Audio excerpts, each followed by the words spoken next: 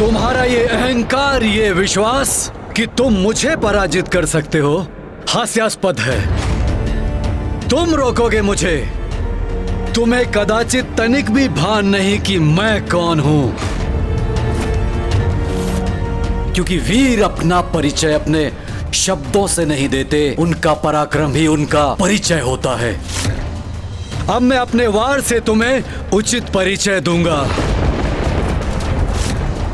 संभाल सको तो संभालो मेरा वार।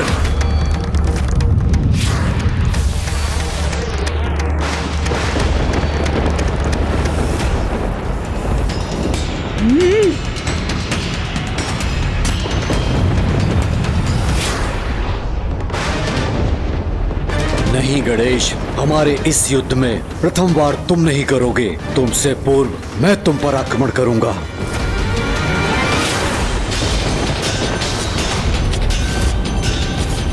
तुम युद्ध करोगे मुझसे? इतना दुस्साहस तुम्हारा?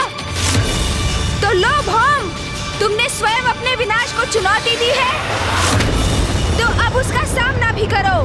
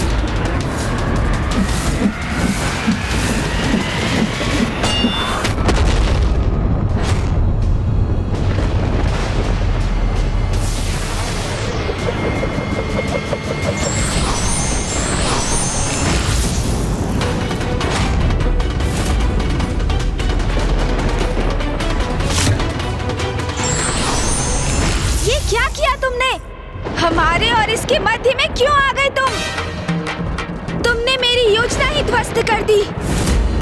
अन्यथा मैं अब तक इस अहंकारी भौम का अंत कर चुका होता। तुम्हें ज्ञात नहीं तुम ये क्या करने जा रहे थे? मैंने तुम्हें समझाया था ना, अपने क्रोध पर नियंत्रण रखना। कैसे रखूं अपने क्रोध पर नियंत्रण, जब मेरे क्रोध का स्रोत ये भौम मेरे समक्ष है? इसे नष्ट कर मैं अपने क्रोध को सदैव के लिए समूल मिटा देना चाहता हूँ। यदि कोई क्रोधित है इसलिए उसका नाश कर दो, ये उचित तो नहीं। और भौम के क्रोधित होने का एक कारण है जो मुझे ज्ञात हो गया है और तुम्हें भी ज्ञात करना चाहिए। तब तुम उसके क्रोध के मूल कारण को समझोगे। नहीं समझना, मुझे कुछ नहीं समझना। इस भौम को उचित पाठ सिखाने से अब मुझे कोई नहीं रोक सकता। गणेश, तुम अपने स्वभाव के अनुरूप व्यवहार नहीं कर रहे हो। भौम की उग्र ऊर्जा से प्रभावित हो तुम, इसलिए क्रोध में अपना आपा खो रहे हो। हाँ, वही उग्र ऊर्जा जिसे लौटाना अस्वीकार किया है इसने। अब हटो मेरे मार्ग से। इसकी उग्र ऊर्जा का उचित प्रयोग करना है मुझे, अंत करना है इसका मुझे। तुम कौन होते हो मेरा अंत करने वाले गणेश? भौम, आप कुछ क्षणों के लिए शांत रहेंगे? क्या आप ये देखने में सक्षम नहीं मैं स्वयं को ही शांत करने का प्रयास कर रहा हूँ और आप अपने उग्र शब्दों से अग्नि में घृत का कार्य कर रहे हैं? अच्छा, तो अब तुम इसकी ओर से बोल रहे हो और मेरे ही विरुद्ध हो गए हो। गणेश, मुझे सुनो, शांत हो जाओ।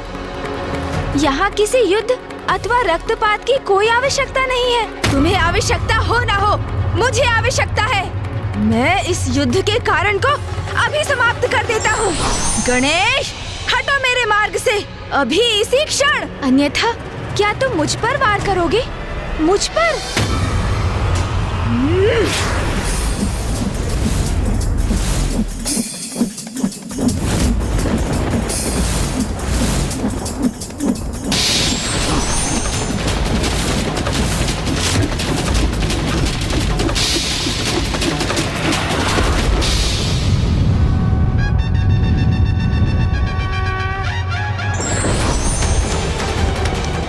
यदि भैया यहाँ होते तो तुम्हें मुझ पर वार करने के लिए बहुत कठोर दंड देते। कैलाश लौटने पर उन्हें अवश्य बताऊंगा मैं। फिर देखना, भैया यहाँ होते तो दंडित तुम होते। इस अहंकारी रक्तवर्णी युवक की रक्षा करने और मेरे विरुद्ध जाने के लिए। और उन्हें तो तुम कुछ तब कह सकोगे जब मैं कहने दूंगा तुम्हें। अब मैं सर्वप्रथम तुम्हें बांधूंगा, फिर इस भौम का भी उचित उपचार करूंगा।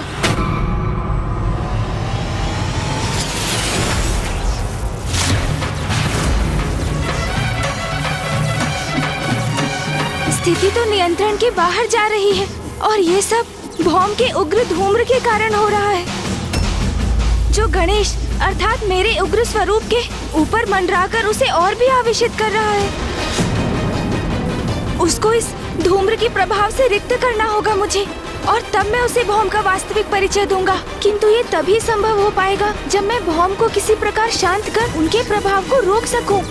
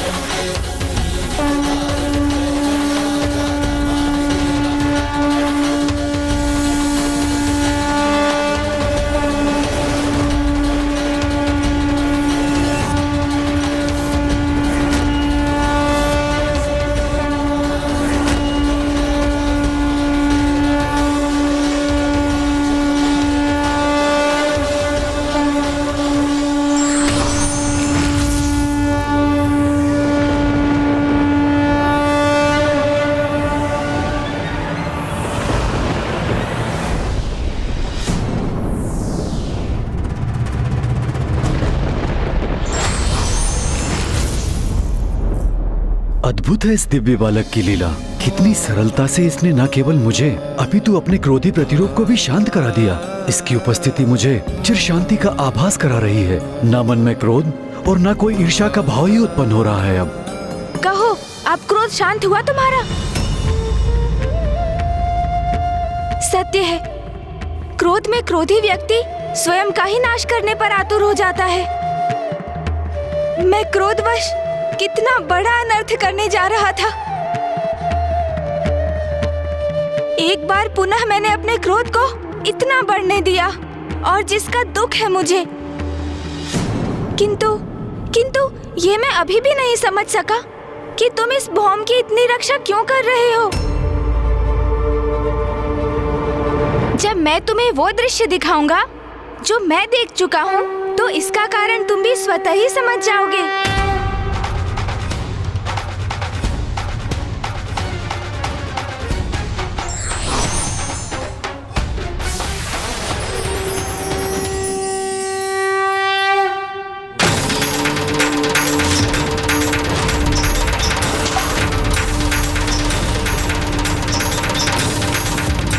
मैं पृथ्वी हूँ, मेरी अपनी कोई संतान नहीं।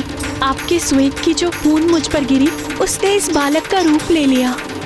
महादेव, आप उसे मेरे पुत्र के रूप में भेंट दे दीजिए। आज से तुम्हारा पुत्र कहलाएगा और तुम्हारे नाम से जुड़कर इसका नाम होगा भौम भौम।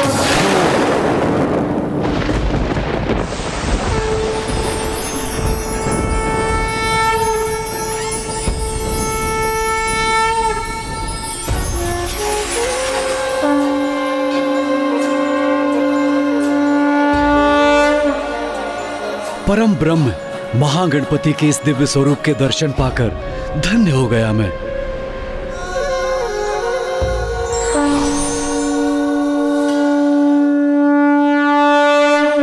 प्रणाम गणेश जी।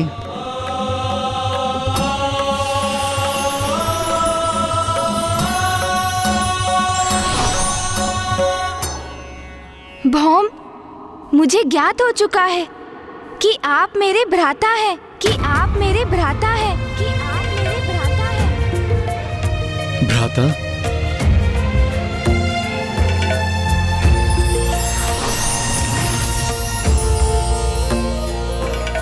भौम, आपने मुझे पूर्व में ही क्यों नहीं बता दिया कि आप पिताश्री के ही पुत्र हैं, मेरे भ्राता हैं।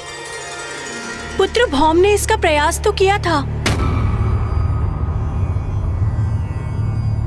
जब पुत्र भौम को ज्ञात हुआ कि उसके पिता और कोई नहीं स्वयं महादेव हैं, तो वो उनसे भेंट करने कैलाश गया था। आप कैलाश आए थे, किंतु कब? आपके जन्म दिवस पर जब कैलाश में आपका जन्मोत्सव मनाया जा रहा था, तब मैंने कैलाश में प्रवेश करने का प्रयास किया था, किंतु महादेव के 2 गणों ने मुझे वहां प्रवेश द्वार पर ही रोक दिया। मेरा बहुत अपमान किया और मुझे वापस लौटने को कहा।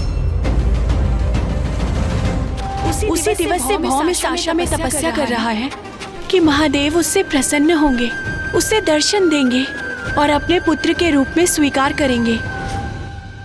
आपको कैलाश से अपमानित होकर लौटना पड़ा। ओह, तभी आपको मुझसे इतनी ईर्ष्या, इतना द्वेष है, और इसलिए मुझे आपकी ये उग्र ऊर्जा निरंतर प्रभावित कर रही है, क्योंकि आपकी उग्रता का लक्ष्य तो मैं ही हूँ ना।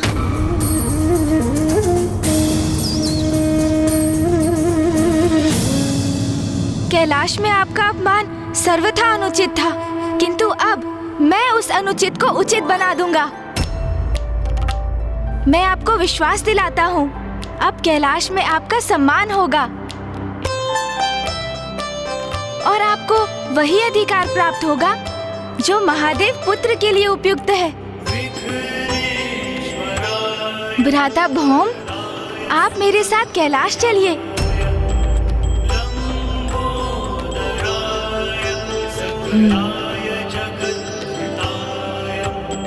गणेश जी, मैं आपके साथ सहर्ष कैलाश चलूंगा, किंतु मेरा एक अनुरोध है। माँ भी हमारे साथ चलेंगी। नहीं पुत्र, अपने पिता से भेंट करने के लिए ये यात्रा तुम्हें ही करनी होगी। मेरी किसी भी यात्रा का आरंभ और अंत आपके बिना कैसे संभव है माँ? यदि आप नहीं चलेंगी तो मैं भी नहीं जाऊंगा। भ्राता भौम कदाचित उचित कह रहे हैं, आपको भी साथ आना ही होगा माता। उचित है पुत्र, मैं भी चलूंगी। चलिए मूषक जी, हम भी कैलाश जाकर भ्राता भौम के स्वागत की तैयारी करते हैं। इस बार इनका बहुत भव्य स्वागत होगा, ये मेरा वचन है।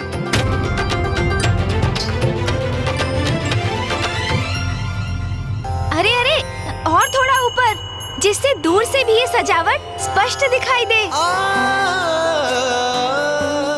हाँ, अब उत्तम है, बहुत सुंदर प्रतीत हो रहा है अब। पुत्र गणेश,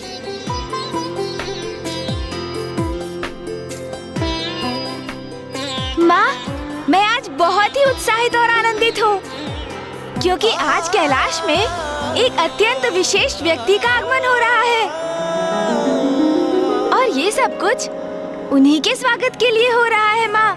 किंतु पुत्र गणेश, कौन है ये विशेष अतिथि, ये तो बताओ। हाँ माँ, हाँ, मैं अवश्य बताऊंगा, किंतु आपको उनके लिए अपने हाथों से विशेष खीर बनानी पड़ेगी। आप बनाएंगी ना खीर? अवश्य गणेश, इसके पूर्व मैंने तुम्हें कैलाश पे किसी के भी आगमन पे इतना प्रसन्न नहीं देखा। अवश्य ये अतिथि अत्यंत विशेष होंगे। अपने पुत्र के इन विशेष अतिथि के लिए मैं खीर अवश्य बनाऊंगी।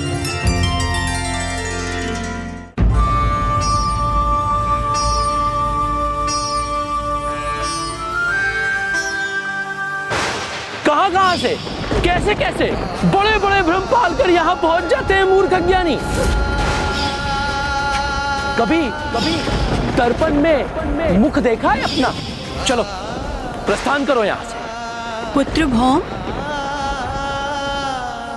माँ, मुझे चिंता हो रही है। मैं व्याकुल हो रहा हूँ कि कहीं माता पार्वती और पिता महादेव ने मुझे स्वीकार नहीं किया तो? ऐसा संदेह भी मन में क्यों ला रहे हो पुत्र भौम? देखो, मार्ग कैसे पुष्पों से सज्जित है। इस मुख्य द्वार पर ये तोरण देखो, इसका अर्थ है गणेश जी ने महादेव और माता पार्वती से तुम्हारी चर्चा अवश्य की होगी, जिसके परिणाम स्वरूप संपूर्ण कैलाश तुम्हारे स्वागत की प्रतीक्षा कर रहा है। तो शीघ्रता कीजिए ना माँ, वो आते ही होंगे। मैं यहाँ सब कुछ संभाल लूंगा, आप जाइए। अरे पुत्र, जाती हूँ। किंतु गणेश, ये तो बताओ कि आ कौन रहा है? कुमार कार्तिकेय जी, महादेव के पुत्र, आपके और प्रभु के भ्राता आ रहे हैं। हाँ, आपके भ्राता आ रहे हैं, अर्थात प्रभु महादेव के पुत्र।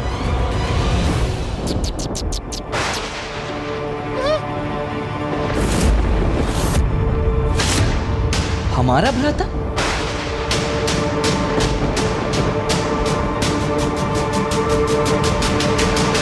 क्या मूषक जी, क्या कहा आपने? माता ऐसे स्वर में क्यों पूछ रही हैं? क्या मैंने कुछ अनुचित कह दिया? गणेश, मूषक जी ने जो अभी कहा, क्या वो सत्य है? वो माँ। गणेश, मैं कुछ पूछ रही हूँ तुमसे। जो मूषक जी ने अभी कहा, क्या वो सत्य है?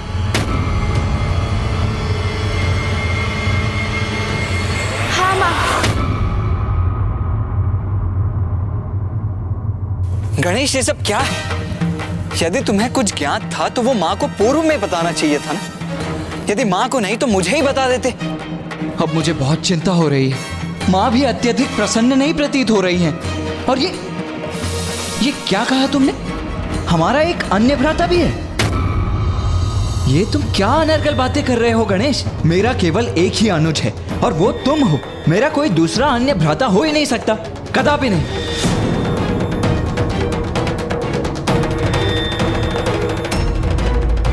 मुझे क्षमा कर दीजिए प्रभु, मैंने तो सोचा था ये सुनकर माता प्रसन्न होंगी। ये मुझसे कैसे भूल हो गई प्रभु? स्वयं को दोष मत दीजिए मूषक जी। आपने जो कहा, आपके उत्साह में आपके मुख से निकल गया। किंतु चिंता मत कीजिए मूषक जी। माँ जब भ्राता भौम से मिलेंगी तो उन्हें शेष प्रश्नों के उत्तर भी मिल जाएंगे। किंतु अब ये ध्यान रखना है कि भ्राता भौम के कैलाश में प्रवेश के पूर्व मध्य में ही कोई व्यवधान न उत्पन्न हो जाए। स्वामी।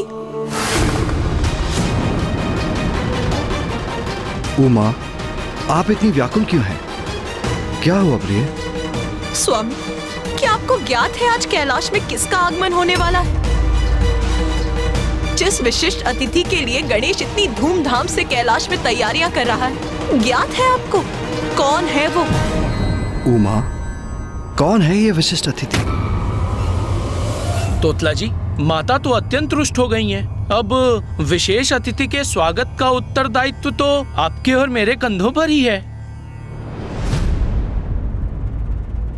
अरे नंदी, वो देती है क्या तोतला जी? कहाँ देखूं और किधर देखूं? अरे नंदी दी वो देती है, उधर देती है।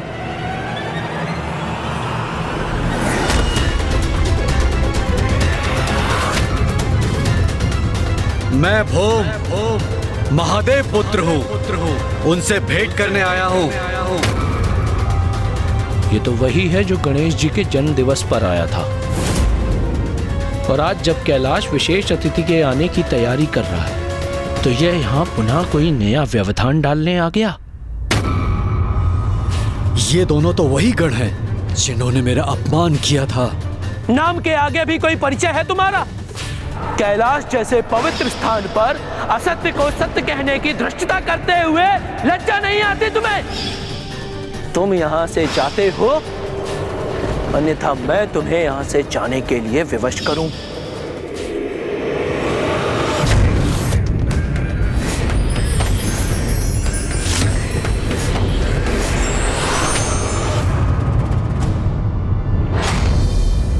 आने दो इसे।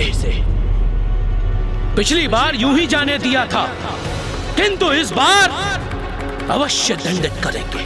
मुझे तो प्रतीत होता है ये तेलाब पे अवत्य तो अशांति उत्पन्न करने आया है। ये कौन होता है कैलाश में अशांति उत्पन्न करने वाला?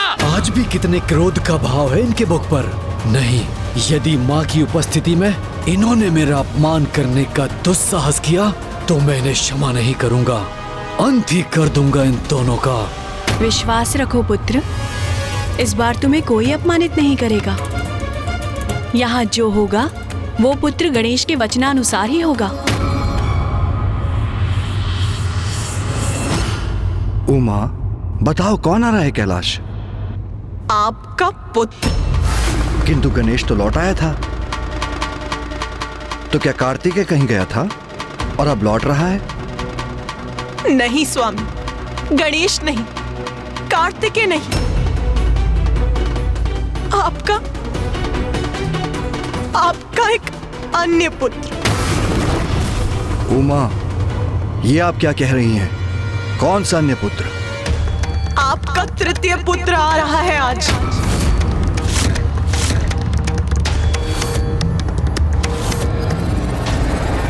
मेरा तृतीय पुत्र?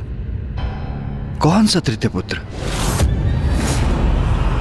रुको, रुको, रुको। अगर तुमने एक कदम और आगे बढ़ाया तो मैं तुम्हारी हड्डियां तोड़ दूंगा।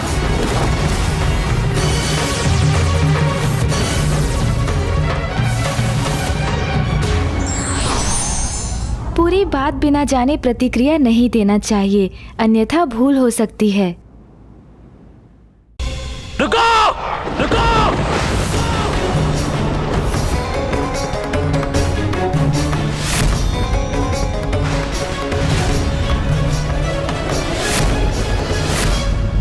तुम यहाँ पुनः लौट आए? स्मरण नहीं पूर्व में क्या कहा था तुमसे? स्मरण है, भली भांति स्मरण है, पर इस बार मैं ऐसे नहीं जाऊंगा। इस बार मैं तुम्हें वो पाठ सिखाऊंगा कि जिसका स्मरण कर तुम सारी उद्दंडता भूल जाओगे। प्रतीत होता है तुम ऐसे नहीं मानोगे।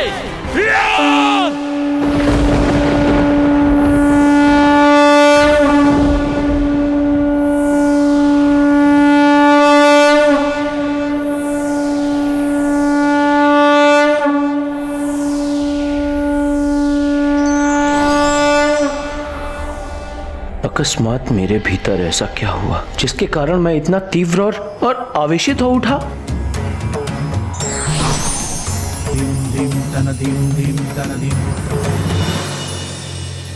कैलाश में आपका स्वागत है भ्राता भौम।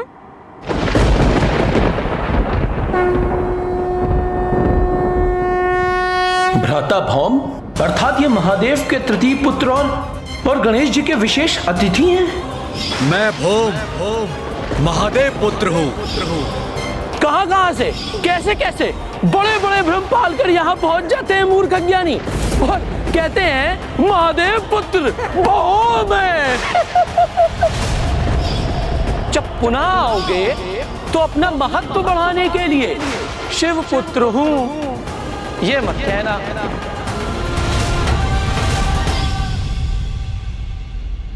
आपने उचित सुना नंदी जी, ये भौम जी है हमारे भ्राता। अब आप इनका स्वागत उसी प्रकार से कीजिए नंदी जी, जैसे आप मेरा और भैया का कैलाश लौटने पर करते हैं। अज्ञानतावश पूर्व में हमने आपके साथ जो भी रूखा व्यवहार किया उसके लिए क्षमा प्रार्थी हैं। कैलाश में आपका स्वागत है।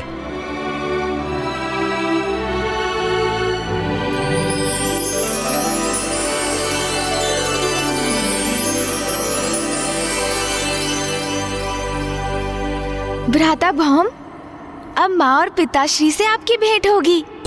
देखिएगा, आपको देखकर माँ अत्यंत आनंदित हो उठेंगी। मैं इस बात से बिल्कुल भी प्रसन्न नहीं हूँ नाथ। उमा, आप क्या कह रही हैं? ये मैं समझने में असमर्थ हूँ। गणेश और कार्तिकेय का एक और भ्राता आ रहा है आज, और कुछ ही समय में वो यहाँ पहुँचने भी वाला है। अब आप ही बताइए नाथ, ये सुनकर कैसा प्रतीत होना चाहिए मुझे? तो उस युवक से क्या कहूंगी, आप ही बताइए। जगत जननी हूँ मैं, आदि शक्ति हूँ, किंतु एक पत्नी भी हूँ, और मेरे स्वामी का एक और पुत्र है जिसका मुझे कोई ज्ञान नहीं। ये सूचना अचानक प्राप्त कर क्या मेरा विचलित होना अनुचित है? माँ,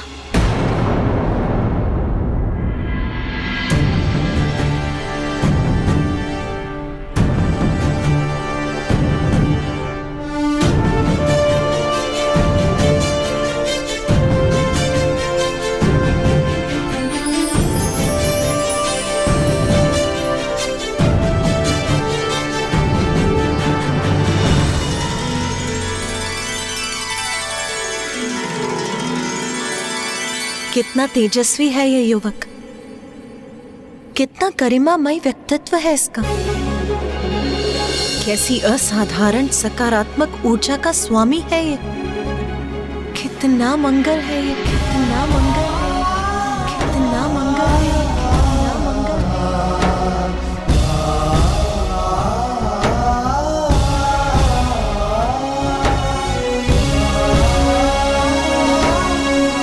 माँ, यही तो है भैया भौम। हाँ माँ, ये हमारे भ्राता है। माँ, ये क्या हो गया था मुझे? मैं ये कैसे भूल गई कि जगत जननी हूँ मैं, और इस नाते तो इस संसार के सभी प्राणी मेरी ही संतानें हैं। फिर मैं व्यर्थ में क्यों आंदोलित हो रही थी?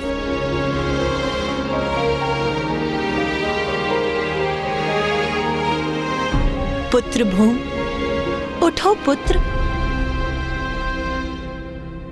माता, महादेव, मैं भौम हूँ, भूमि नंदन, और महादेव आप ही मेरे पिता हैं। आपके रोष से आपके मस्तक पर जो श्वेत बूंद उत्पन्न हुई थी, उसी से मेरा जन्म हुआ है।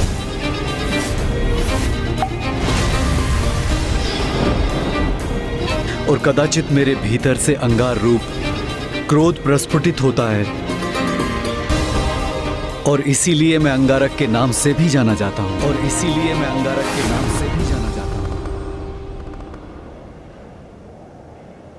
देवी पार्वती, मेरी कोई संतान नहीं थी, तो महादेव ने मुझ पर कृपा कर भौम को मुझे दे दिया। और माँ, मेरे जन्म दिवस पर भैया भौम कैलाश भी आए थे, किंतु कुछ गण ने उन्हें अपमानित कर कैलाश द्वार से ही लौटा दिया था। उन्हें भीतर नहीं आने दिया था माँ।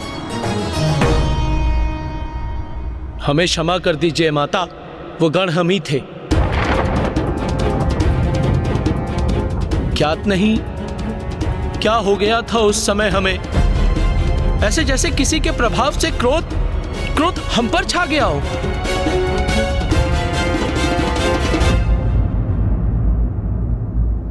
आप उचित कह रहे हैं नंदी जी, आपसे कोई भूल नहीं हुई। आपने वैसा व्यवहार मेरी उग्र ऊर्जा से प्रभावित होकर किया। माता, मुझे क्षमा कर दीजिए, मेरी उग्र ऊर्जा गणेश जी को भी प्रभावित करती रही।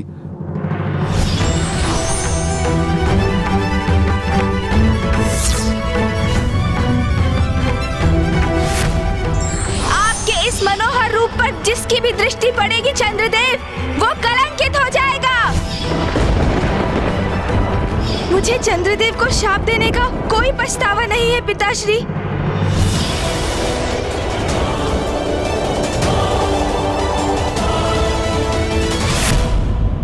किंतु मेरा इसमें कोई दोष नहीं है। ये ऊर्जा तो स्वतः ही मेरे शरीर से उत्पन्न होती रहती है, और इसी ऊर्जा के कारण सदैव मेरी उपेक्षा होती है। उपेक्षा? और तुम्हारी?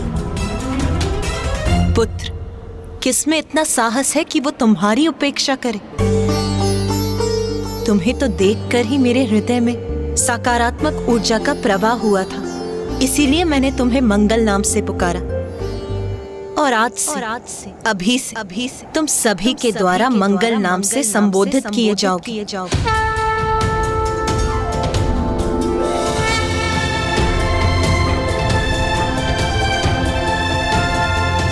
मेरा पुत्र मंगल आज प्रथम बार हमारे निवास कैलाश आया है। मुझे उसका उचित स्वागत करना चाहिए।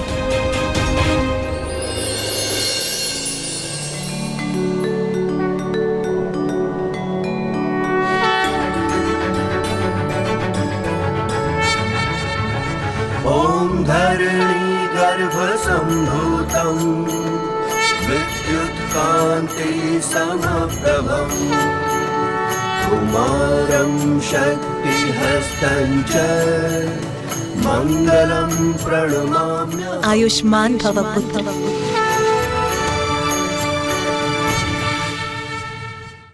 पुत्र मंगल, मुझे ज्ञात है तुम्हारे मन में क्या प्रश्न उठ रहे हैं। मुझे तुम्हारी तपस्या का पूर्व में आभास हो चुका था और मैं तुम्हारे तप से अत्यंत प्रसन्न हूं।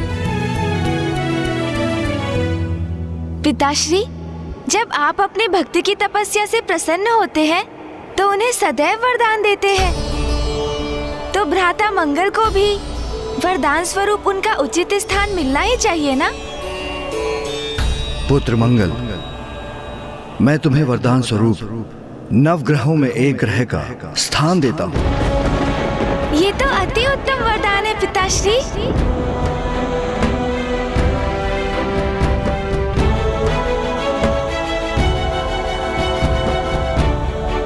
पुत्र मंगल, तुम चिंता मत करो, तुम्हारा स्थान तुम्हारी मां के साथ ही होगा। नवग्रहों में तुम अपनी मां देवी पृथ्वी के साथ ही रहोगे।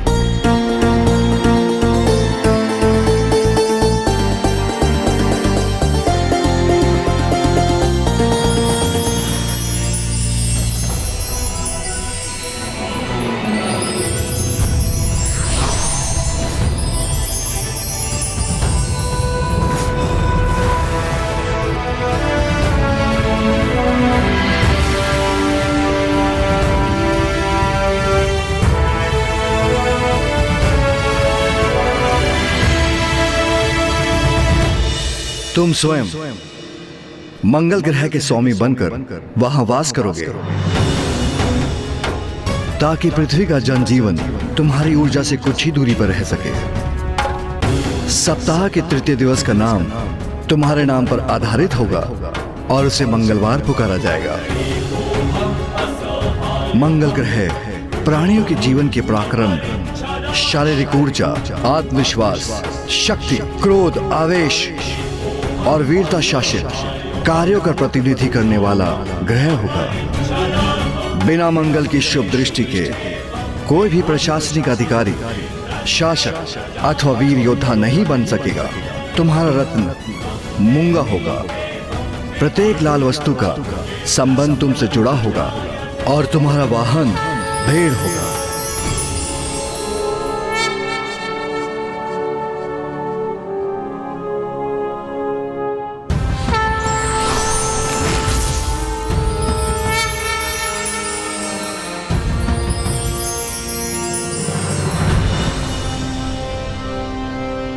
पिताश्री, आपने मुझे स्वीकार कर इतना उच्च स्थान प्रदान कर कृतार्थ कर दिया, किंतु क्या मुझे आपसे एक प्रश्न पूछने की अनुमति है? हाँ पुत्र, अवश्य।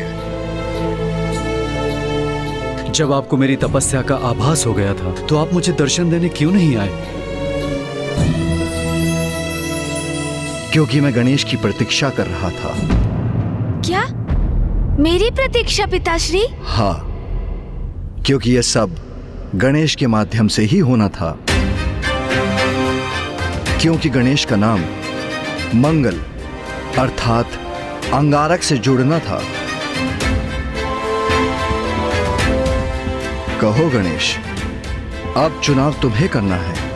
क्या अपना नाम अंगारक से जोड़ोगे? ये तो मेरा सौभाग्य होगा पिताश्री।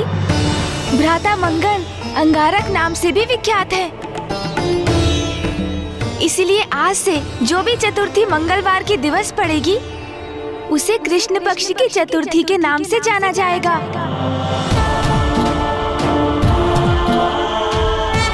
और अंगारक चतुर्थी का व्रत करने वाले को वर्ष भर की चतुर्थी का फल एक साथ प्राप्त होगा।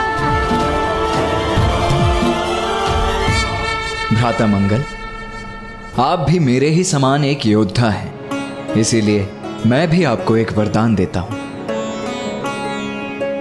आज से आपका वार मेरा वार होगा। जो भी मंगलवार के दिवस मेरी पूजा करेगा, मैं यथाशीघ्र प्रसन्न होकर उसकी मनोकामनाएं पूर्ण करूंगा।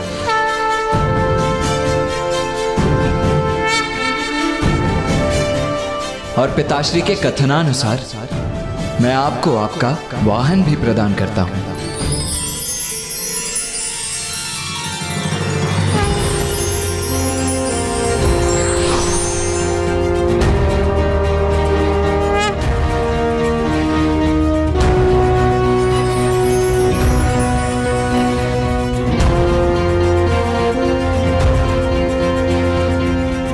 दीर्घ समय से अपने पिता का साथ पाने को आतुर था मैं, और आज ये मेरा परम सौभाग्य है कि न केवल मुझे अपने पिता का स्नेह आशीष प्राप्त हुआ, अपितु एक अत्यंत स्नेही परिवार भी मिला।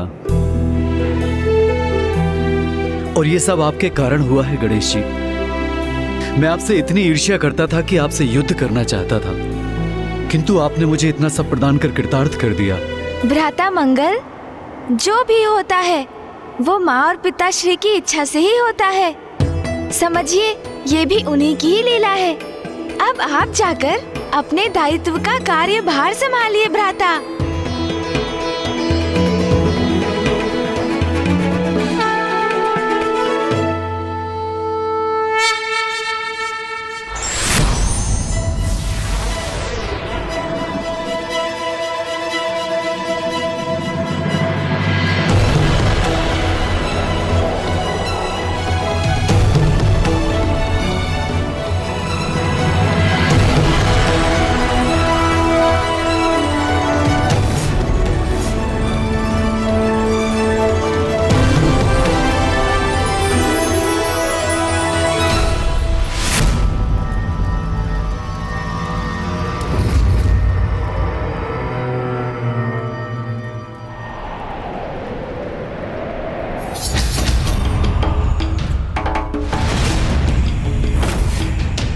किसका दुष्कृत्य है ये?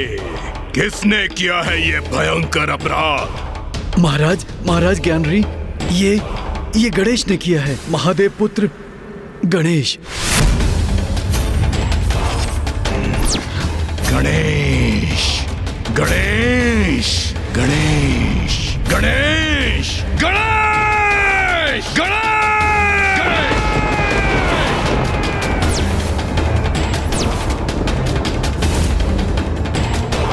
स्वामी,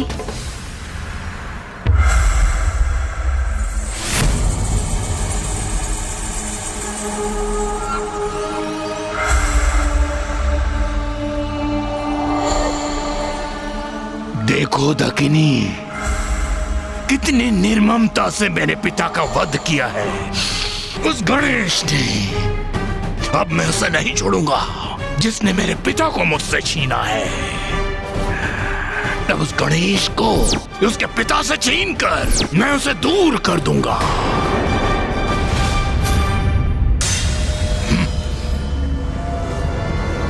स्वामी,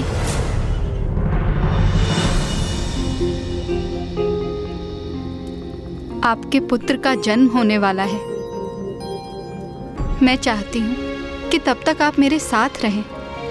अपने पुत्र के जन्म के पश्चात आप अपना प्रतिशोध लेने अवश्य चले जाइएगा।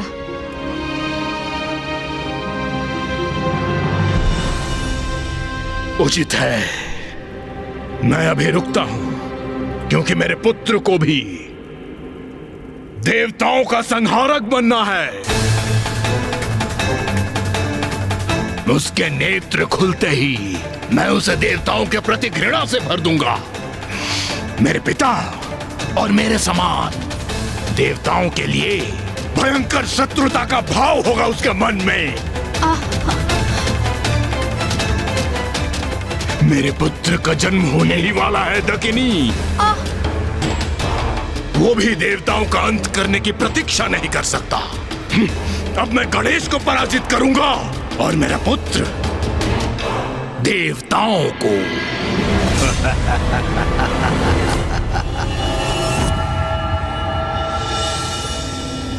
अनुज गणेश, तुमने भ्राता मंगल के साथ सर्वथा उचित किया। वो बहुत ही सौभाग्यशाली होते हैं जिन्हें पिता का स्नेह प्राप्त होता है, और तुमने भ्राता मंगल को पिताश्री से मिलाने का महान कार्य किया है। इसके लिए मुझे तुम पर गर्व है अनुज।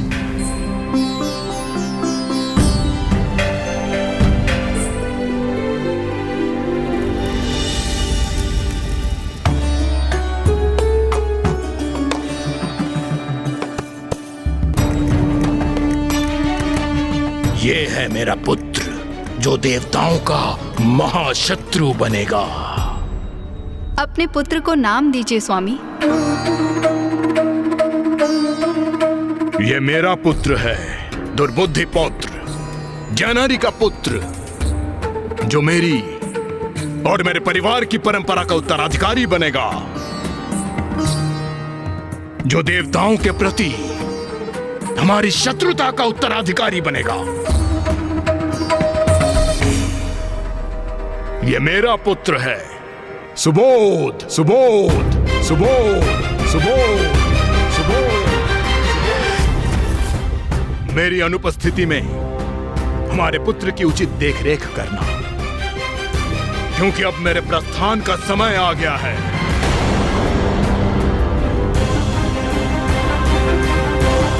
कहाँ जा रहे हैं आप स्वामी? अभी तो आपके पुत्र का जन्म हुआ है। दकिनी, मैंने तुम्हें वचन दिया था, अपने पुत्र के जन्म तक मैं यहां रुकूंगा, किंतु स्मरण रहे, मेरे पिता के प्रति मेरा ऋण तुम्हारे और पुत्र सुबोध के प्रति मेरे कर्तव्य से कहीं बढ़कर है। अब मैं जाकर उस गणेश से अपने पिता का प्रतिशोध लूंगा। अब मैं तभी लौटूंगा जब मैं उसका वध कर चुका होऊंगा। वो मेरे पिता का वधिक है। गणेश, गणेश, गणेश!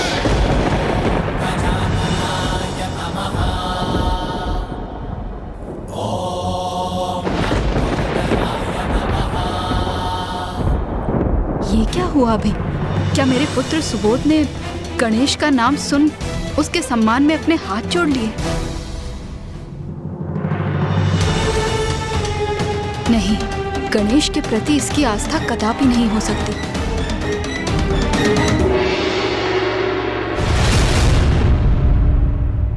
पुत्र गणेश, पुत्र मंगल को उसका उचित स्थान और अधिकार दिलाने में प्रमुख भूमिका निभाकर तुमने अत्यंत उत्तम कार्य किया है पुत्र। तुमने न केवल एक पुत्र को अपने पिता से मिलवाया, अपितु तुमने ये भी सुनिश्चित किया कि मंगल की ऊर्जा संसार के लिए हितकर होगी। हाँ माता, जब मेरी भी भ्राता मंगल से प्रथम भेंट हुई थी तो मुझे उनके क्रोध का आभास तो हुआ ही, किंतु उनके भीतर समाहित सकारात्मक ऊर्जा से भी मैं प्रभावित हुआ। हाँ माँ, और इससे अधिक आनंद की और क्या बात हो सकती है कि पिताश्री ने ब्रह्मांड में उन्हें उचित स्थान जो प्रदान किया है।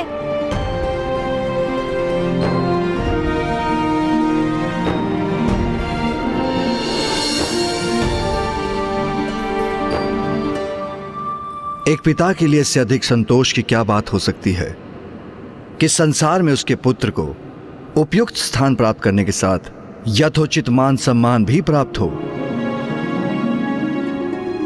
मुझे अपने सभी पुत्रों पर गर्व है। स्वामी, यदि अभी आपके और भी पुत्र शेष हैं जिनसे मैं अनभिज्ञ हूँ, तो उनका परिचय भी दे ही दीजिए। उमा, मैं तो जगत पिता हूं। संपूर्ण जगत के सभी जीव मेरी संतान हैं। यदि मैंने अपने असंख्य पुत्रों का परिचय देना आरंभ किया तो उसका अंत ही नहीं होगा, तो मैं ध्यान कैसे करूंगा?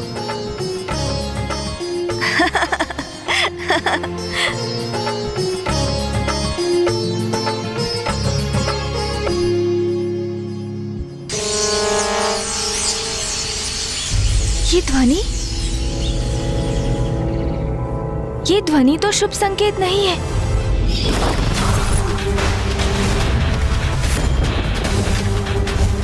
अब मैं जाकर उस गणेश से अपने पिता का प्रतिशोध लूंगा। अब मैं तभी लौटूंगा जब मैं उसका वध कर चुका होऊंगा। मुझे शीघ्र कुछ करना होगा। पिताश्री, माँ, भैया। गणेश, क्या हुआ? तुम अचानक इतने चिंतित क्यों हो गए? भैया, असुर दुर्बुद्धि का पुत्र ज्ञानारी कैलाश आ रहा है मुझसे युद्ध करने।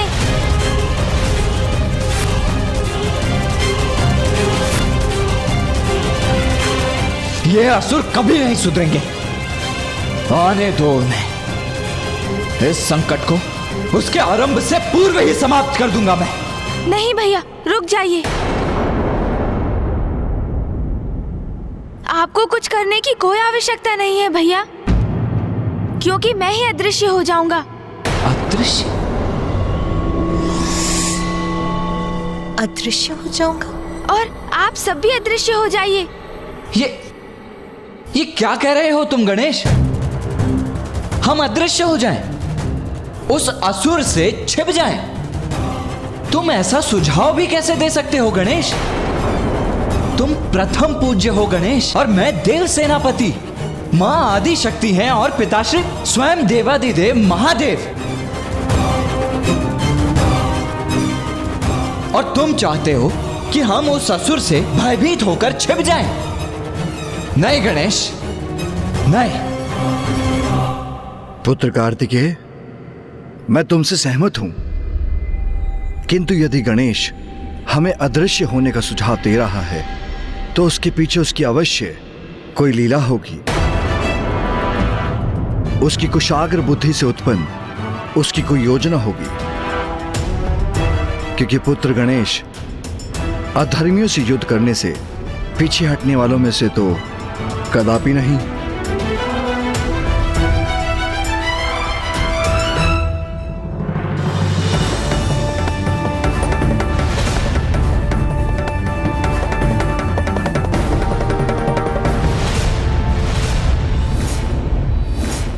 भैया, अब आप अभी मुझसे कोई प्रश्न मत पूछिए।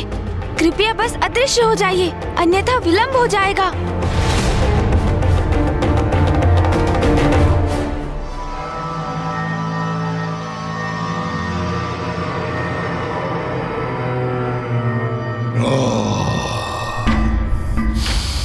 तो ये है गणेश का निवास स्थान।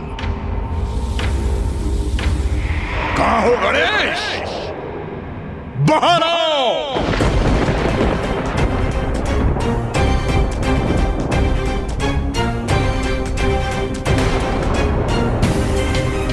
वो दुष्ट गणेश यहीं कहीं छिपा होगा। जाओ ढूंढो उसे।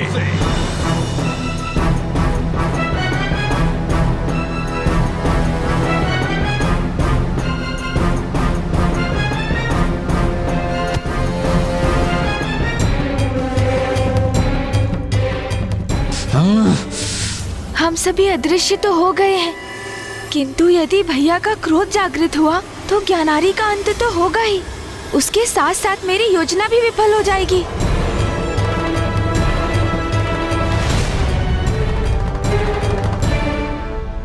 गणेश, मेरे पिता का वध करते समय तो भयभीत नहीं हुए तुम मुझसे क्यों छुपे हो? बाहर निकलो गणेश और सामना करो अपने काल का।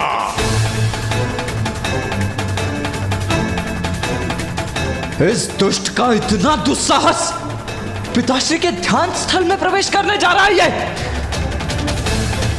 यदि इस पावन स्थल पर इस दुष्ट ने अपना पग भी धरा तो मैं इसका वध ही कर दूंगा।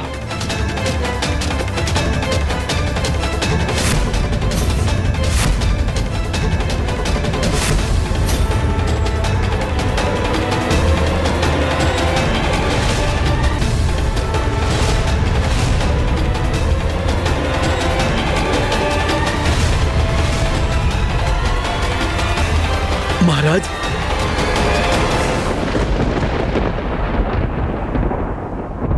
यहां तो कोई भी नहीं है।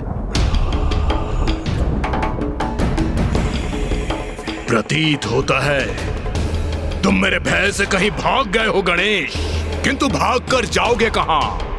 संसार के किसी भी कोने में छुपे होगे, वहीं से ढूंढ के लाऊंगा तुम्हें।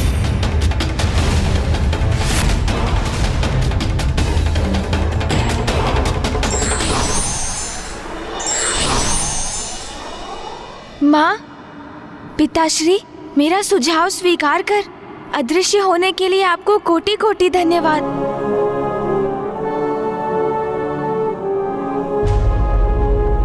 भैया, रुक जाइए भैया, रुक जाइए।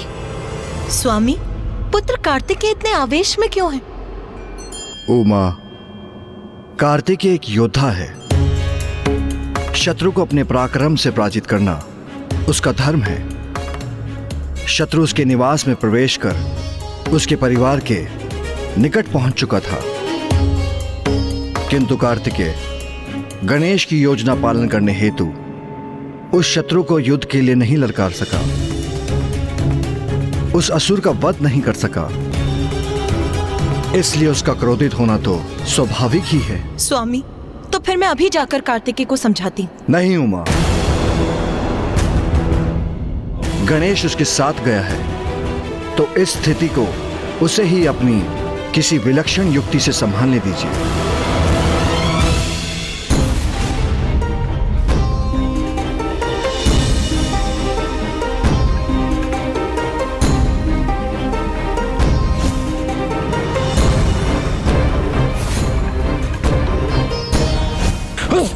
दंड ज्ञानारी का अंत करना ही सर्वथा उचित होता।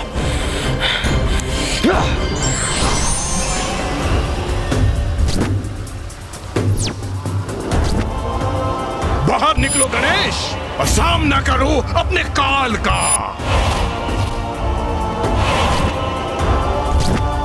वो दुष्ट गणेश यही कहीं छिपा होगा।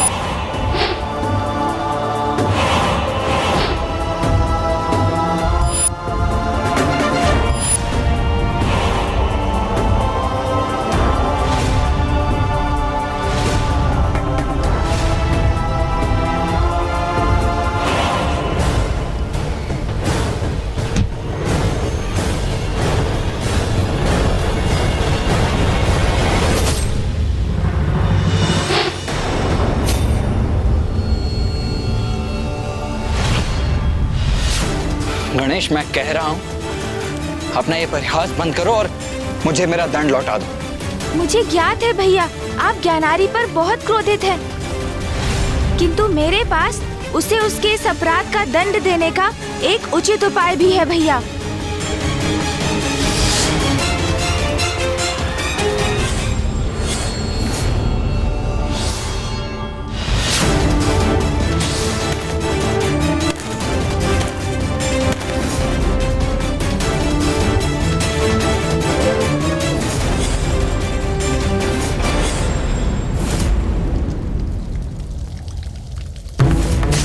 मुझे ज्ञात है ज्ञानारी को कैसे पराजित करना है। मुझे तत्काल बताओ अनुज। भैया आवेशित प्रतीत होते हैं, मुझे इनके क्रोध को शांत करना होगा। मैं आपको मेरी योजना बताता हूँ, किंतु आप अकेले में ये क्या प्रशिक्षण ले रहे हैं? गणेश, मैं कह रहा हूँ अपना ये परिहास बंद करो और मुझे मेरा दंड लौटा दो। यदि आप अपना दंड चाहते हैं भैया, तो स्वयं क्यों नहीं ले लेते? लीजिए लीजिए लीजिए लीजिए। उचित है फिर। यदि तुम ये क्रीड़ा करना ही चाहते हो तो मैं भी तैयार हूं, किंतु यदि आहत हो गए तो मुझे दोष मत देना। क्या भैया, आप बातें बहुत करते हैं, दंड तो लेकर दिखाइए। अच्छा, तो अब पकड़ कर ही दिखाता हूं।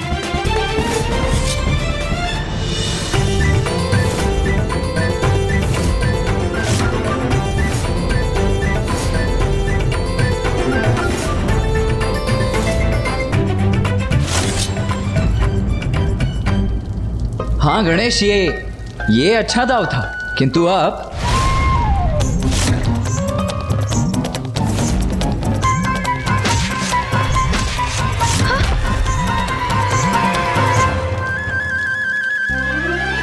उत्तम, अति उत्तम गणेश। गणेश, मैं तुम्हारे दंड के कौशल से अत्यंत प्रभावित हुआ। तुम में गति है, चपलता भी। तुम इतनी दक्षता से गतिशील होते हो जैसे मानो तुम्हारे लिए कितना सरल है। किंतु गणेश, अगली बार बस इतना ध्यान रखना कि दंड को ऐसे नहीं, ऐसे पकड़ना, ताकि तुम्हारा प्रतिद्वंदी उस पर अपनी पकड़ ना बना सके। समझ गया भैया, समझ गया। किंतु आप ये बताइए, मेरी दक्षता और मेरे कौशल से आपका क्रोध समाप्त हुआ? गणेश, तुम मेरे अनुज हो और साथ ही मेरे प्रथम पूज्य भी। और यदि मेरा प्रथम पूज्य मुझे कोई आदेश देगा तो मैं उसका पालन अवश्य करूंगा। किंतु तुम्हारा अग्रज होने के साथ साथ मैं एक योद्धा भी हूं गणेश। इसीलिए मुझे यह ज्ञात करने का अधिकार भी है कि तुम क्यों नहीं चाहते कि हम उस उद्दंड ज्ञानारी से युद्ध करें। क्योंकि भैया, जब ज्ञानारी के पिता दुर्बुद्धि का प्राणांत हो रहा था तो उन्होंने मुझसे कहा था, मेरे बाद मेरा पुत्र तुमसे युद्ध करेगा, उसके पश्चात उसका पुत्र। ये युद्ध निरंतर चलता रहेगा। दुर्बुद्धि ने अपने पुत्र ज्ञानारी के हृदय में देवताओं के प्रति घृणा का बीज बोया। वो हमसे घृणा करता है, फिर उसका पुत्र भी ऐसा ही करेगा और यही ऐसी घृणा की परंपरा पिता से पुत्र को प्रदान की जाएगी और पीढ़ी दर पीढ़ी चलती रहेगी। यदि इसी प्रकार उसके पिता के पुत्र और उसके भी पुत्र से ऐसे ही युद्धरत रहे तो घृणा और ये युद्ध की श्रृंखला तो ऐसे ही स्थापित रहेगी। तुम सर्वथा उचित कह रहे हो गणेश, किंतु असुरों और देवताओं के संघर्ष की परंपरा तो इतिहास के आरंभ से चली आ रही है। इसीलिए मुझे तुम्हारा आशय समझने में कठिनाई हो रही है। तुम कहना क्या चाहते हो, करना क्या चाहते हो, ये स्पष्ट तो करो। भैया, आप उचित कहते हैं। अनेक सदियों से असुरों ने देवताओं के प्रति द्वेष का ही भाव रखा है, किंतु इस परंपरा में मूल परिवर्तन लाने का, असुरों को ये समझाने का कि देवता उनके शत्रु नहीं, इसका अवसर है हमारे पास। हम उनकी घृणा को स्नेह में परिवर्तित कर सकते हैं भैया, और इसका आरंभ हम ज्ञानारी के अल्पायु पुत्र सुबोध से कर सकते हैं।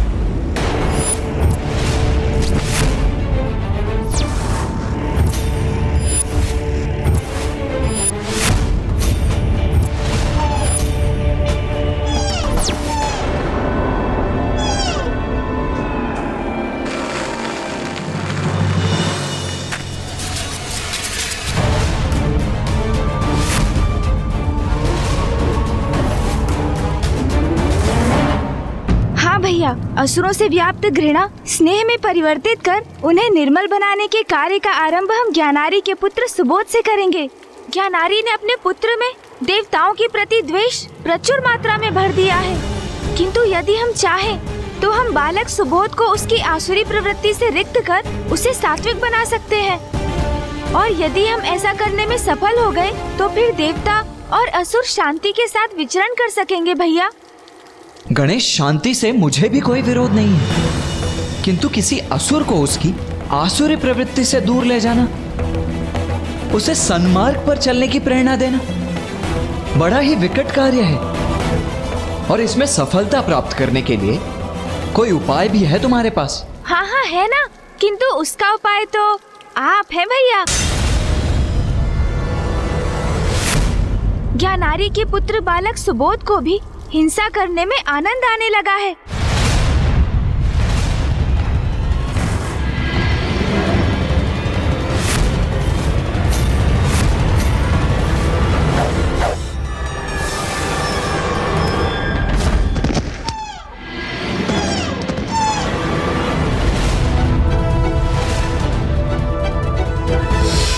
किंतु भैया, ज्ञानारी पुत्र असुर बालक सुबोध में अभी भी बाल्य सुलभ सरलता है, जिसे जिस दिशा में ढाला जाए वो ढलता चला जाएगा।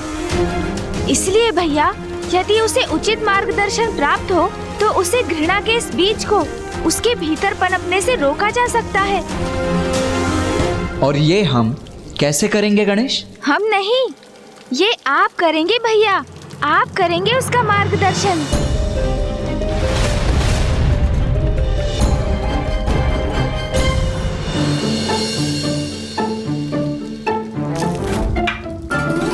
मैंने तुम्हें रुकने की अनुमति दी क्या?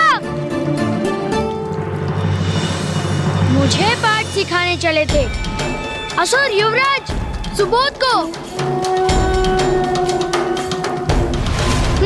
ये बनेंगे वो भी मेरे गुरु। भैया, आप एक उत्कृष्ट गुरु हैं।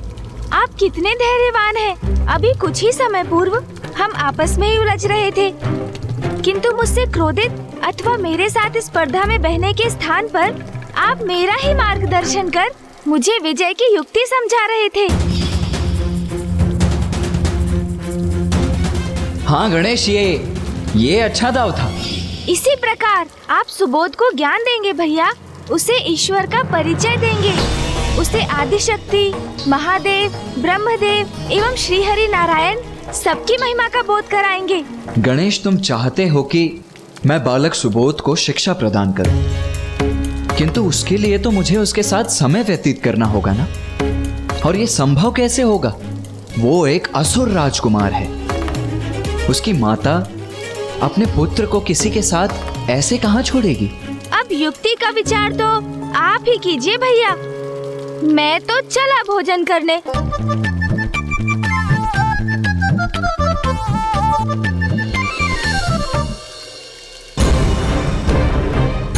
उचित है अनुज। यदि इसमें देवताओं और असुरों के मध्य व्याप्त शत्रुता को मिटाया जा सकता है तो मैं सुबोध का मार्गदर्शन अवश्य करूंगा।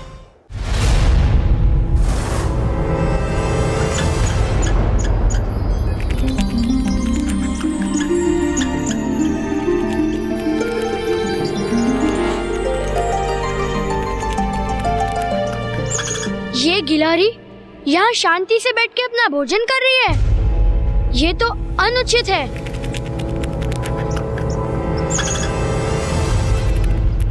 अभी ना इसका अंत कर देता हूँ।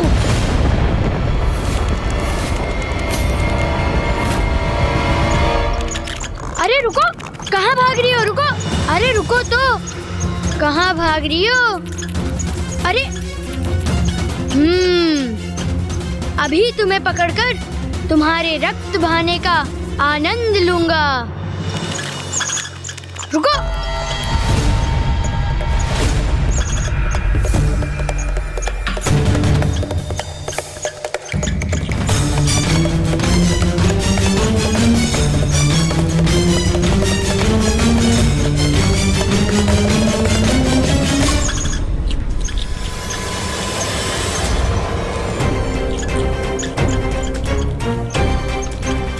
अरे रुक, अरे ये अरे भाग गई। उस दुष्ट गिलारी का पीछा करते करते ये मैं कहाँ पहुँच गया?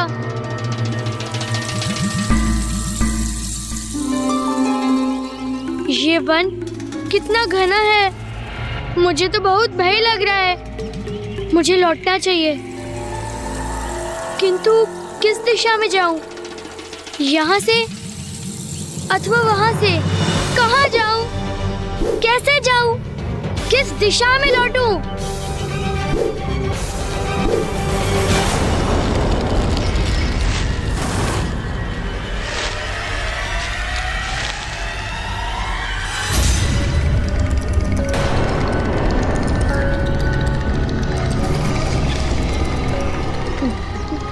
माँ!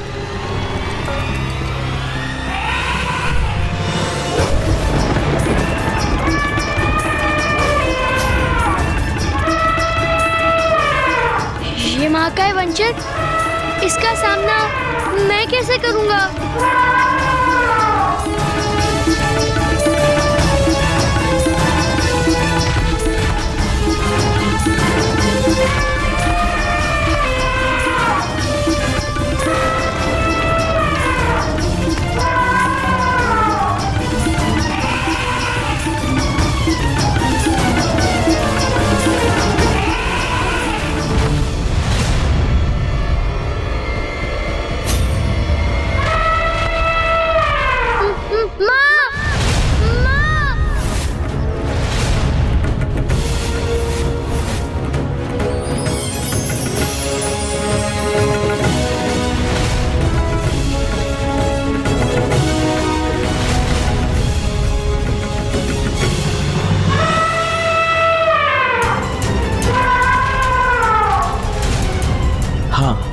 अभी उचित समय है।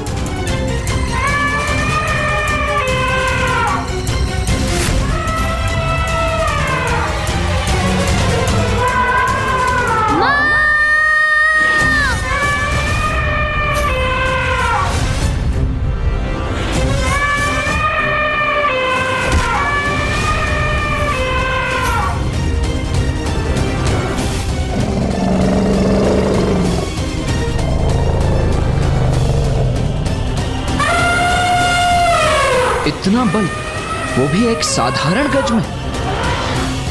ओह, तो ये तुम हो। अति उत्तम युक्ति है गणेश। भैया,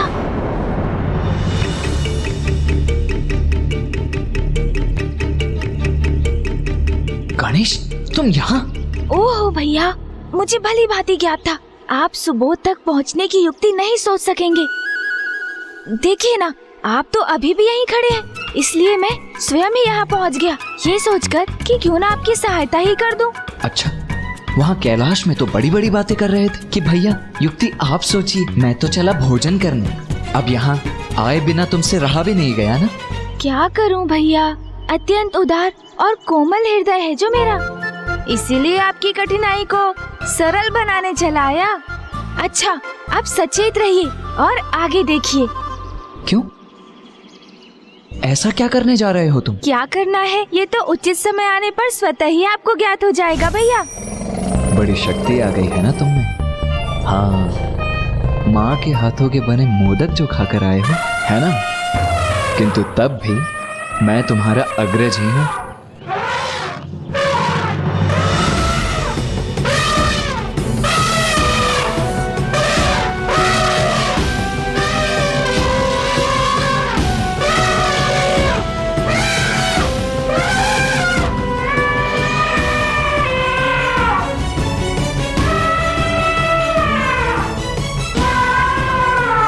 भैया, आपको भी अपनी शक्ति का प्रदर्शन करना ही था ना, तो अब वो मुझे भी करना ही होगा।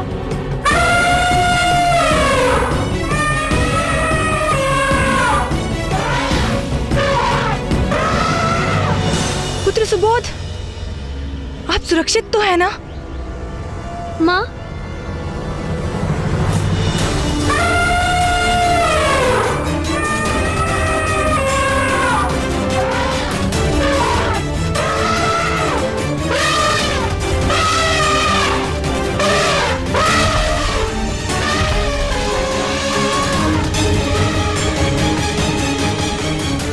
गज को शांत कर दिया इन्होंने। गणेश, अब इस क्रीड़ा का अंत भी कर देते हैं। हाँ भैया।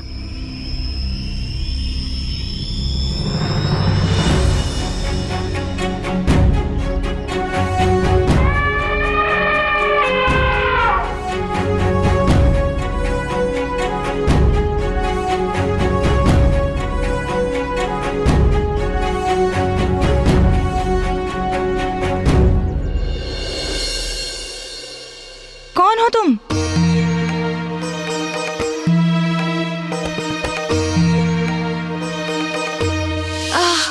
भैया ने कितना परिश्रम करा दिया मुझे कैलाश शीघ्र पहुंचकर अपना उदर पुनः भरना होगा।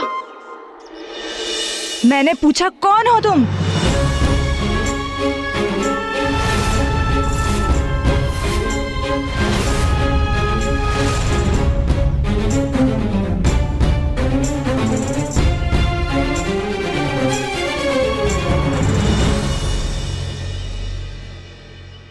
प्रश्न ये नहीं है, प्रश्न तो वो है जो मैं आपसे पूछने जा रहा हूं कि ये बालक कौन है और इसके भीतर इतना अहंकार और ऐसी घृणा का वास क्यों है? ये जैसा है ऐसा किसने बनाया है इसे?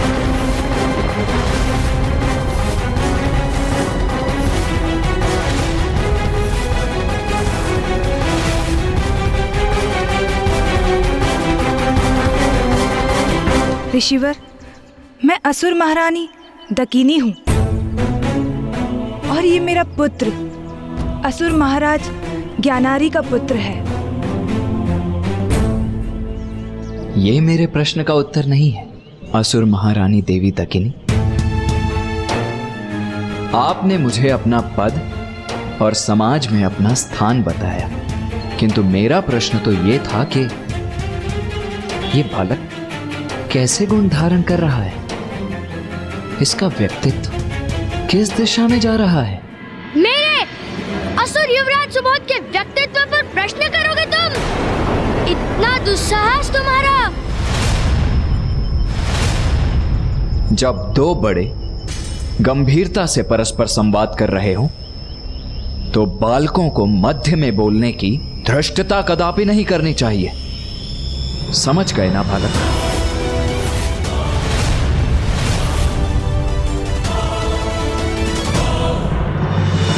आश्चर्य! किसी ने प्रथम बार अपने कथनों से मेरे उद्दंड बालक को प्रभावित कर उसे शांत किया है। कौन है ये ऋषि? ऋषिवर, मेरे पुत्र सुबोध को हमारे संवाद में उसके इस असमय हस्तक्षेप के लिए क्षमा करें। आपने उचित समय पर इसकी रक्षा की, जिसके लिए मैं सदा आपकी आभारी रहूंगी। आप मुझे अपना परिचय देने की कृपा कीजिए ऋषिवर। बताइए मुझे, कौन है आप?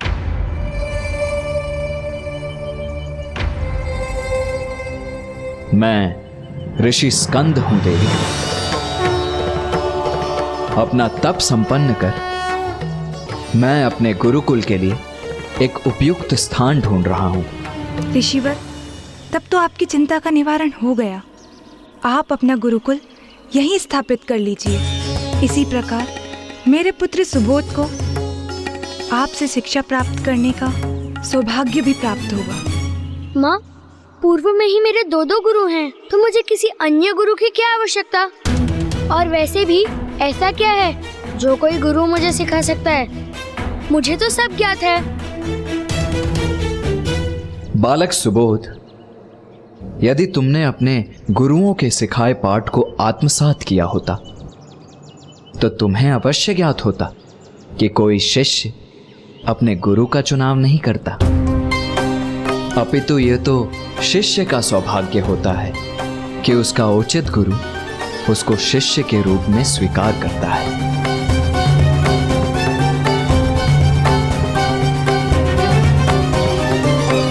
देवी, आपका पुत्र मुझसे शिक्षा प्राप्त करने के योग्य नहीं है और यह स्थान मेरे गुरुकुल के लिए उचित नहीं है। इसीलिए अब मैं आपसे विदा लेता हूं।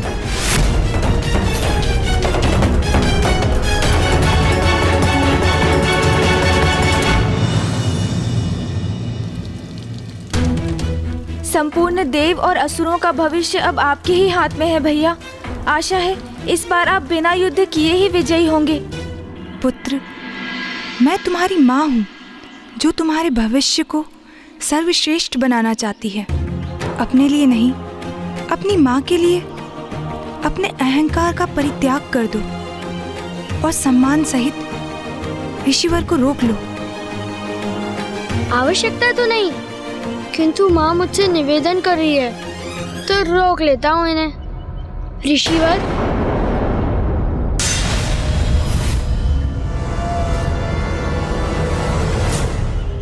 मुझे क्षमा कीजिए और कृपा कर मुझे अपने शिष्य रूप में स्वीकार कीजिए।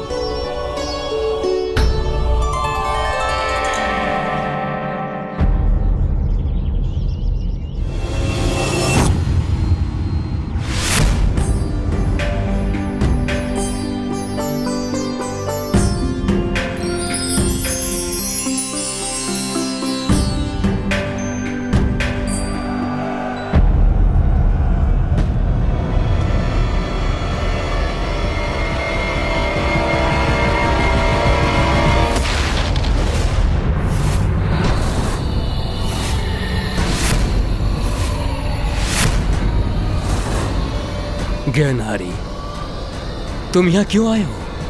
ब्रह्मदेव, आज प्रश्न आप नहीं मैं पूछूंगा। बताइए मुझे, कहां है गणेश? कहां छिपा है वो? ये तो बड़ी उत्तम बात है ज्ञानहारी। तुम्हारा गणेश को ढूंढना तो सर्वथा उचित है। गणेश को ढूंढना तो ईश्वर को ढूंढने के समान है और ईश्वर को ढूंढना तो प्रत्येक प्राणी का परम लक्ष्य होना चाहिए। प्रवचन नहीं ब्रह्मदेव, उत्तर चाहिए मुझे। मैं किसी ईश्वर को ढूंढने नहीं निकला हूं, गणेश चाहिए मुझे। बताइए कहां स्थित है वो? आइए आइए ऋषिवर, गुरुकुल में आपका स्वागत है। ऋषि स्कंद, अब से आपको यहीं इसी गुरुकुल में स्थित रहना है। देवी, मुझे वन में ज्ञात हुआ था कि बालक सुबोध के 2 गुरु पूर्व से ही हैं। उन दोनों का तो कार्य यहाँ से समाप्त हो गया नवीन गुरुदेव। अब तक तो वो लोग अपनी पोटली बांधकर यहाँ से प्रस्थान भी कर गए होंगे।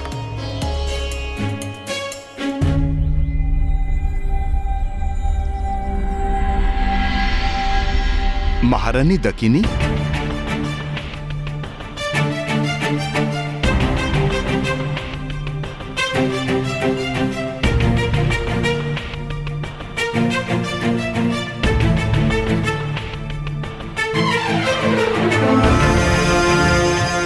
प्रणाम ऋषिवर।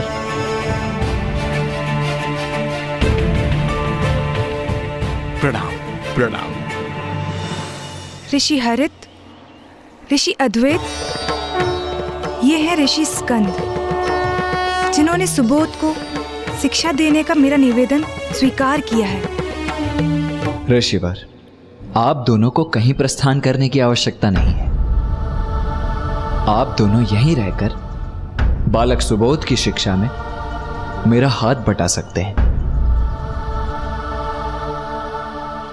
ऋषि स्कंद, युवराज सुबोध तो अत्यंत ही बुद्धिमान और विवेकी बालक हैं। बुद्धिमान तो मैं हूँ। 2 गुरुओं को एक साथ यहाँ से प्रस्थान करने पर विवश जो कर रहा हूँ। किंतु कदाचित हम ही उन्हें शिक्षा देने में अक्षम हैं। ऐसे किसी व्यक्ति ने इस धरा पर जन्म ही नहीं लिया जो युवराज सुबोध का गुरु बन सके। जैसे मैं इन गुरुओं को यहाँ से भगा रहा हूँ, शीघ्र ही ये नवीन गुरु भी भागते दिखाई देंगे।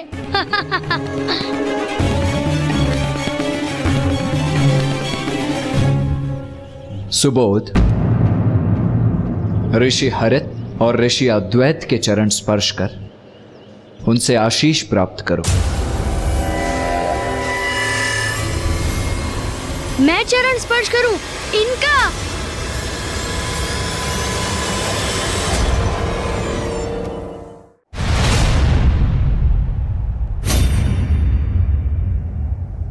प्रिय, क्या तुम्हें यहाँ कहीं गणेश दिखाई दे रहा है? नहीं नाथ, गणेश तो कहीं दिखाई नहीं दे रहा। लो, तुम्हें अपने प्रश्न का उत्तर प्राप्त हो गया। गणेश तो यहाँ ब्रह्मलोक में कहीं नहीं है। बस! मुझे मूर्ख समझा है क्या?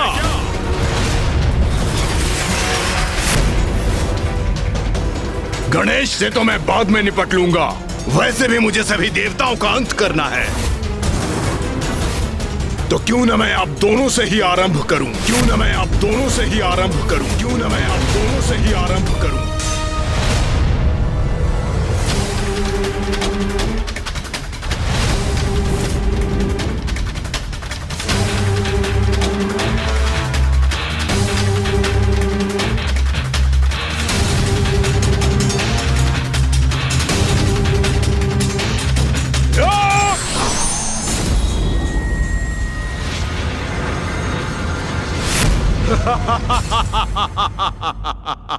अरे वाह!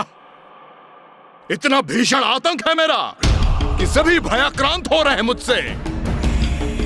वहां कैलाश में भी सभी मेरे भय से कहीं भागकर छुप गए, और यहाँ ब्रह्मलोक में ब्रह्मदेव और देवी सरस्वती मुझसे अपने प्राणों की रक्षा करने के लिए कहीं अदृश्य हो गए।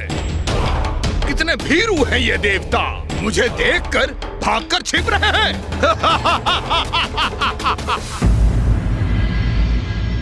ये तुम्हारे गुरु रहे हैं, इन्होंने तुम्हें शिक्षा प्रदान की है, और अब तुम एक नवीन गुरु के साथ अपनी शिक्षा की नवीन यात्रा प्रारंभ कर रहे हो। इसीलिए अपने गुरुओं का आशीष प्राप्त करना तो तुम्हारे लिए अति आवश्यक है। आपको ज्ञात भी है आप क्या कह रहे हैं? आप मुझे, असुर युवराज सुबोध को, इनके चरण स्पर्श करने के लिए कह रहे हैं? कदापि नहीं।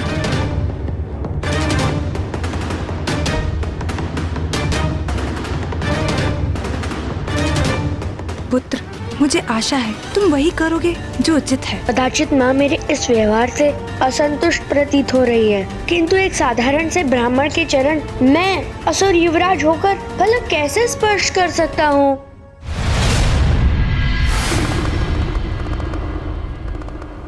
पुत्र गणेश, तुम्हारे सुझाव पर हम ब्रह्मलोक से अदृश्य होकर यहाँ आ गए। पुत्र गणेश, ऐसे कितने समय के लिए अदृश्य रहेंगे हम? ज्ञानारी तो तुम्हें सर्वत्र ढूंढ रहा है। बुआ जी, यदि मैं चाहूँ तो अभी मैं ज्ञानारी का वध कर सकता हूँ, किंतु उससे क्या लाभ होगा? ज्ञानारी के वध से ज्ञानारी का पुत्र सुबोध देवताओं से प्रतिशोध लेने के लिए प्रेरित होगा, हम पर आक्रमण करने आएगा और ये परस्पर घृणा, शत्रुता, रक्तपात की श्रृंखला अनंत काल तक निरंतर चलती रहेगी। घृणा से घृणा का अंत नहीं हो सकता, वो मात्र प्रेम से हो सकता है, स्नेह से ही संभव है ये। इस घृणा को समूल नष्ट कर देने की हमारी योजना क्रियान्वित हो चुकी है और मुझे ज्ञात है भैया उसे सफल बनाने हेतु पूर्ण रूप से प्रयास करेंगे। घृणा के बीज को नष्ट कर इस भावना को अंकुरित नहीं होने देंगे वो, और उसके स्थान पर ज्ञानारी के पुत्र सुबोध के हृदय में प्रेम और भक्ति का भाव भर देंगे।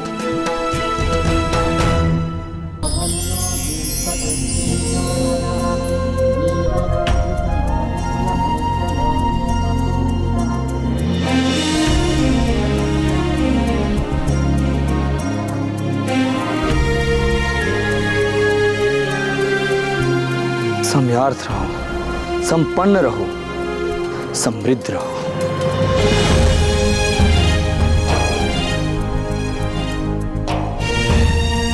ये अचानक कैसे विचित्र सुख का आभास हुआ मुझे। इन गुरुओं के शब्दों ने जैसे मेरे हृदय को शांत कर दिया।